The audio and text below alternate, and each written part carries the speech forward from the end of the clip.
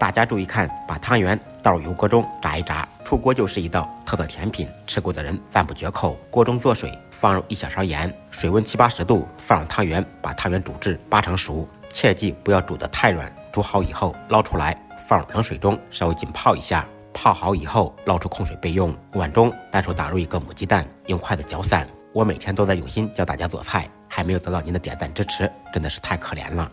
这个视频就麻烦大家帮忙点一个吧，非常感谢。面包糠首选黄色的，做出来更加好看。它是由小麦精制而成，在家炸鸡翅、炸大虾都可以用它，做出来好吃又好看，关键是特别实惠。汤圆裹上面包糠，6成油温下锅炸，开大火炸30秒钟，切记不要炸的时间太久。炸至蓬起来，捞出控油，装入盘中。这样做的脆皮汤圆外酥里糯，口口爆汁，真的是太好吃了。看完视频点完赞，元宵节赶紧给孩子做起来吧。